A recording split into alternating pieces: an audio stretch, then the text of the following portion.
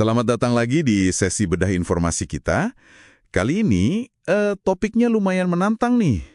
Kita mau coba bedain antara kebutuhan sama keinginan. Sumber kita kali ini campur-campur. Ada dari filosofi Jepang, terus ada pandangan Sokrates dari Yunani kuno, sampai psikologi konsumen yang modern gitu. Jadi misi kita apa? Ya kita mau bantu Anda biar lebih jernih lihatnya. Mana sih yang beneran penting buat hidup kita, buat kualitas hidup kita, versus mana yang cuma kayaknya seru aja dimiliki tapi ujung-ujungnya malah bikin mumet. Ini penting banget loh di zaman sekarang yang serba cepet, banyak banget godaannya. Oke deh, yuk kita mulai bedah. Mungkin dari kebutuhan dulu ya. Oke, kebutuhan. Ini kan yang dasar banget ya, fondasi hidup lah. Kalau nggak ada ini, kayaknya hidup jadi susah. Gitu. Fokus utamanya tuh di fungsi sama kepraktisan. Nah ini nyambung sama konsep wabi-sabi dari Jepang. Pada dengar kan? Wabi-sabi ini kan intinya menghargai keindahan dalam hal yang nggak sempurna, yang apa adanya. Jadi, buat kebutuhan, nggak perlu ngejar yang mewah atau sempurna. Cukup yang berfungsi baik, yang cukup gitu. Contoh gampangnya, ya Anda butuh tempat tinggal, jelas. Tapi kan nggak harus istana megah gitu. Perlu transportasi, pasti. Tapi apa harus mobil sport keluaran terbaru? Nah, itu mungkin udah beda cerita. Tas buat bawa barang, perlulah. Tapi yang harganya selangit, itu perlu dipertanyakan lagi. Pakaian juga jelas butuh. Tapi kalau udah ngomongin label desainer mahal, apa itu masih kebutuhan? Konsep wabi-sabi tadi itu ngajak kita buat merasa cukup sama yang penting fungsinya terpenuhi. Tapi, apa kebutuhan cuma sebatas fisik aja ya? Gimana menurut Anda? Sumber kita ada yang ngingetin soal Sokrates, filsuf Yunani itu. Dia kan sengaja tuh jalan-jalan di pasar Athena bukan buat belanja, tapi buat ngeliatin, buat nyatet, wah banyak banget ya barang yang nggak saya butuhin. Ini bukan sekedar sikap andi materi ya, tapi lebih ke latihan mental gitu. Latihan buat nantang diri kita sendiri, buat lihat ke dalam diri, apa sih yang benar-benar penting buat kesejahteraan kita? Bukan cuma apa yang kata orang penting atau kata iklan penting, ini soal kebebasan batiniah gitu, biar nggak tergantung sama hal-hal di luar diri. Wah, dalam juga ya cara Sokrates ngelihatnya. Menarik, menarik. Oke, kalau gitu kita coba geser nih ke lawannya. Keinginan. Nah, kalau keinginan ini sumber-sumber kita menggambarkannya lebih kayak hasrat sesaat aja. Sering muncul dari ilusi lebih banyak pasti lebih bahagia. Padahal kan kalau kita lihat dari psikologi konsumen, kesenangan dari menuhin keinginan tuh seringnya cepet banget hilangnya. Malah bikin kita pengen lagi, nggak ada habisnya gitu. Terus datangnya dari mana sih keinginan ini? Banyak faktornya ya. Ada dorongan dari luar yang kuat banget, kayak konsumerisme, budaya yang nyuruh kita belanja terus. Terus ada perbandingan sosial, wah ini di medsos kerasa banget ya. Lihat si A punya ini, kita jadi pengen. Lihat si B liburan ke sana, kita jadi pengen juga. Belum lagi kalau ada dorongan buat pamer status. Dari dalam diri juga ada loh, misalnya prinsip YOLO, you only live once. Kadang bagus buat motivasi, tapi kadang kebablasan jadi alasan buat boros impulsif. Terus ada juga kebiasaan self-reward yang nggak diukur, sama dorongan gratifikasi instan. Pengen puasnya sekarang juga. Susah nahan diri? Iya, benar banget. Dan kalau kita lihat gambaran besarnya nih, hidup yang terlalu didominasi ngejar keinginan terus-terusan itu ada konsekuensinya loh. Pertama, pasti muncul rasa nggak pernah cukup. Standar kita naik terus. Yang dulu udah bikin seneng, sekarang biasa aja. Kayak lari di treadmill, capek tapi nggak maju-maju. Kedua, hidup jadi terasa lebih berat. Bukan cuma karena rumah jadi penuh barang ya, tapi pikiran juga jadi penuh. Penuh sama ambisi, sama perbandingan, ruang buat jiwa jadi sempit gitu. Belum lagi ngomongin dampak finansialnya. Banyak kan yang akhirnya kejebak utang demi barang-barang yang sebenarnya nggak nambah nilai hidup jangka panjang, ditambah lagi beban mental. Khawatir soal duit, stres karena banding-bandingin diri terus sama orang lain. Ini bisa jadi lingkaran setan ketidakpuasan yang capek banget. Nah, dari sini kelihatan kan kontras utamanya? Kebutuhan itu soal esensi, fungsi, demi kesejahteraan jangka panjang. Butuh perenungan ke dalam diri kayak yang Sokrates contohin tadi, sementara keinginan itu lebih sering soal hasrat sesaat, ilusi kebahagiaan yang datang dari luar, dan puasnya ya sementara aja. Pertanyaan pentingnya jadi, gimana caranya Anda secara pribadi di kehidupan sehari-hari narik garis batas antara keduanya. Kan nggak selalu hitam putih ya. Tepat banget. Kadang abu-abu ya batasnya. Jadi, apa nih artinya semua pembahasan kita ini buat Anda para pendengar? Ya intinya, memahami perbedaan ini meskipun kadang nggak gampang, itu langkah awal yang krusial banget buat bisa ambil keputusan yang lebih sadar. Ini bukan berarti Anda harus hidup super minimalis kalau emang nggak cocok ya, tapi lebih ke arah gimana kita bisa lebih ngontrol apa yang masuk ke hidup kita. Hasilnya apa? Ya harapannya bisa ngurangin beban finansial, beban mental, dan yang paling penting bisa fokusin energi, waktu, uang ke hal-hal yang beneran ngasih nilai dan ketenangan buat hidup Anda. Oke, jadi kita udah coba bedah nih ya perbedaan penting antara kebutuhan yang mendasar sama keinginan yang seringkali cuma lewat aja. Kita lihat dari berbagai sudut pandang tadi. Kuncinya sih emang di kesadaran diri, sama berani milih berdasarkan nilai kita sendiri, bukan cuma ikut-ikutan arus.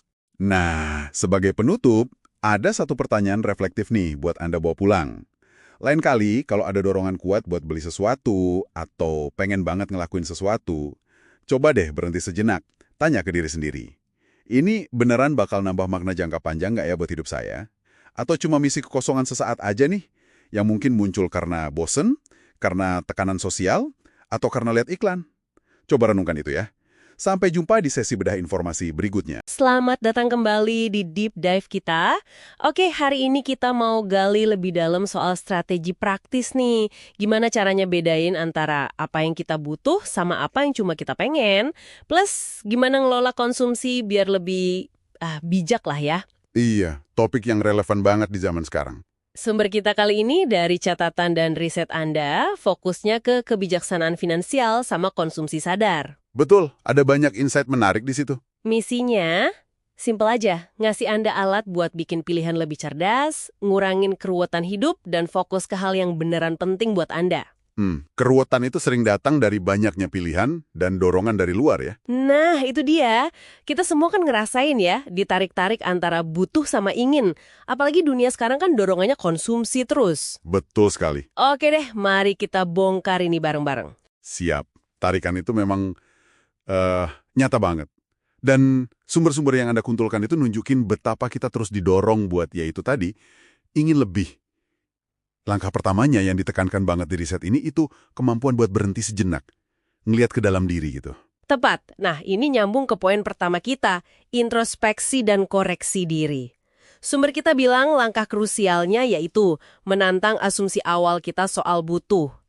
Jadi sebelum beli, coba deh tanya ke diri sendiri, ini beneran nambah nilai nggak sih? Atau yang ini sering lebih ngena nih menurut catatan Anda. Kenapa sih saya pengen barang ini? Bukan cuma kenapa saya butuh ya. Iya, beda kan? Fokusnya ke pengen. Nah, menariknya tuh di situ. Kenapa pertanyaan itu penting? Ya karena itu maksa kita gali lebih dalam. Ini cuma respons emosi sesaat. Atau karena lihat orang lain punya. Pengaruh sosial gitu. Riset nunjukin, kalau kita paham motivasi di baliknya, itu kunci buat misahin mana keinginan impulsif, mana kebutuhan yang beneran. Oke, jadi introspeksi dulu ya. Nah, setelah itu, ada teknik lain nih yang ditekankan juga. Penundaan atau delayed gratification. Menunda kepuasan sesaat ya? Iya. Strateginya simple. Kasih jeda waktu. Mungkin beberapa hari atau seminggu gitu sebelum mutusin beli barang yang nggak esensial-esensial amat. Seringnya, rasa pengen bangetnya itu bakal reda sendiri kok.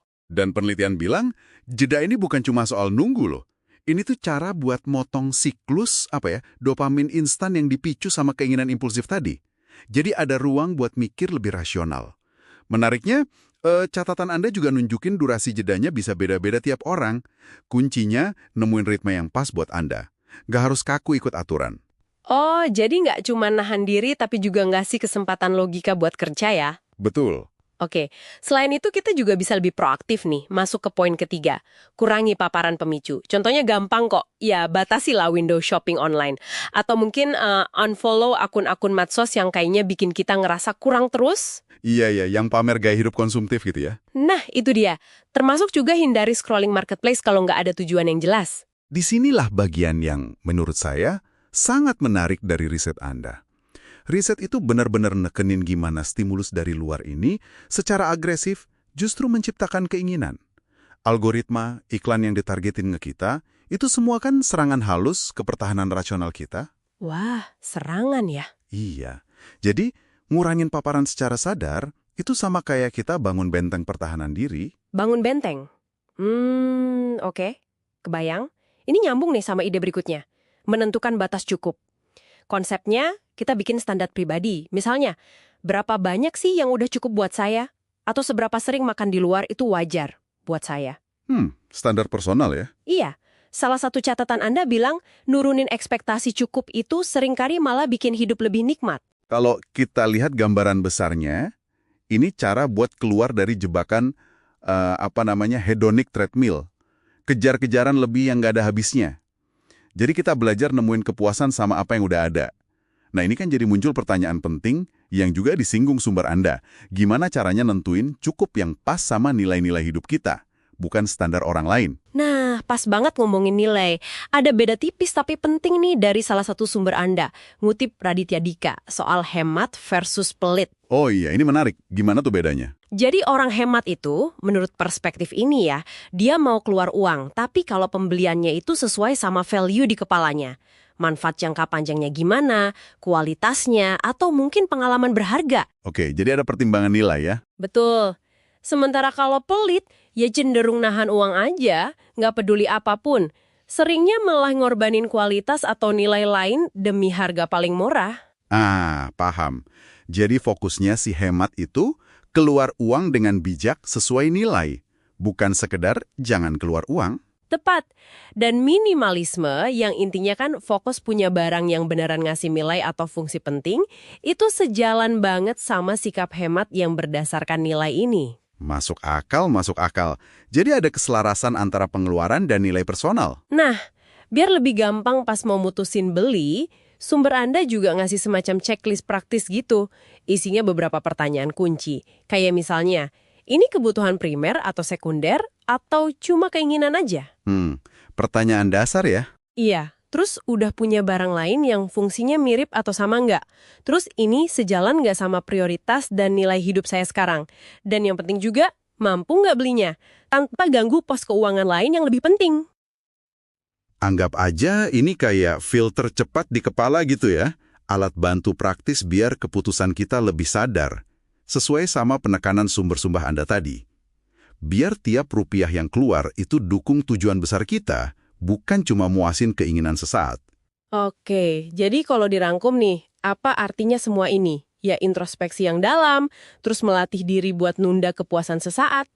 Mengurangi paparan pemicu dari luar. Iya, terus nentuin batas cukup versi kita sendiri, dan bisa bedain mana pengeluaran berbasis nilai alias hemat, sama yang cuma nahan uang alias pelit.